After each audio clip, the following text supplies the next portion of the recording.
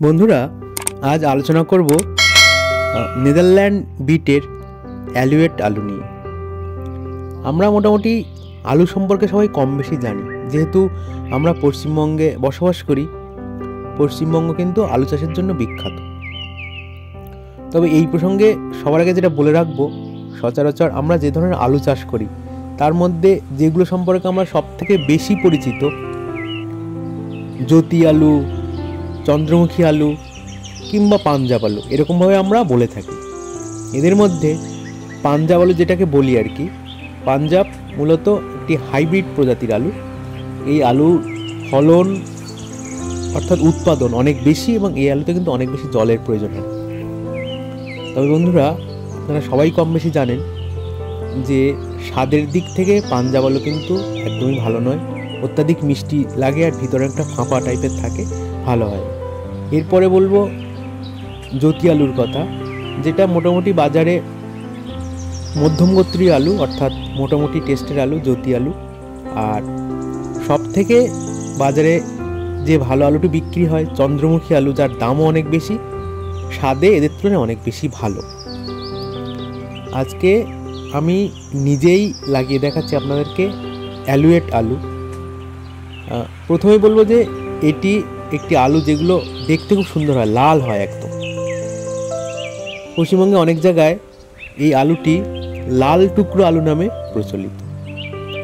মূলত কাটোয়াতে এই আলু একটা সময় প্রচুর চাষ হতো, ওই জন্য অনেকেই এই আলুকে কাটোয়ার আলুও বলে থাকে বা কাটোয়ার লাল টুকরো আলু বলে থাকে। অন্য আলুদের থেকে কিন্তু এই আলু অনেক বেশি সুস্বাদু। প্রথমে যে কথাটি বলবো সেটি হলো, তুলনায় জ্যোতি আলু, পাঞ্জাব আলু তো ছেড়েই দিন, জ্যোতি আলু বা চন্দ্রমুখী আলুর থেকে এই আলু স্বাদে অনেক অনেক বেশি ভালো।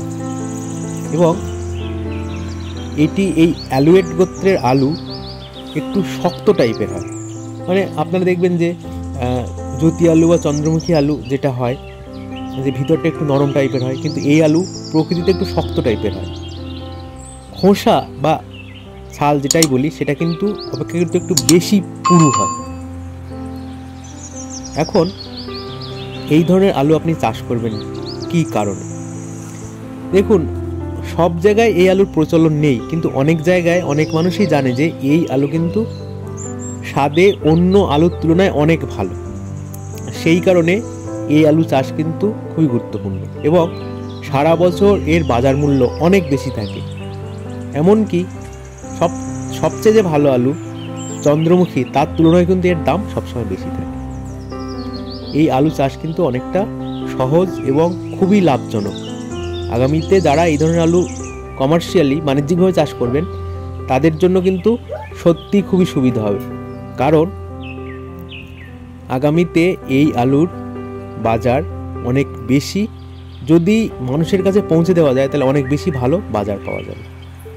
আমি নিজে আমার ব্যক্তিগত অভিজ্ঞতা থেকে বলছি, আমি কিন্তু চন্দ্রমুখী, জ্যোতি এবং পাঞ্জাব, মোটামুটি যেটা পাঞ্জাবের হাইব্রিড আর কি, আর এই অ্যালুয়েট আলু বা লাল টুকরো আলু, সবগুলো নিজে খেয়ে সেই অভিজ্ঞতা থেকে বলছি যে এই আলু কিন্তু স্বাদে অন্যদের তুলনায় অনেক এগিয়ে।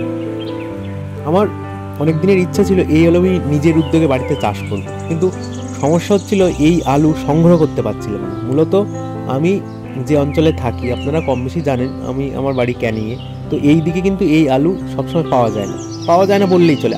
অনেক আগে পাওয়া যেত, আমার ছোটোবেলার দিকে দেখেছি এই আলু পাওয়া যেত, কিন্তু এখন এই আলুর চাষ এদিকে উঠে গেছে।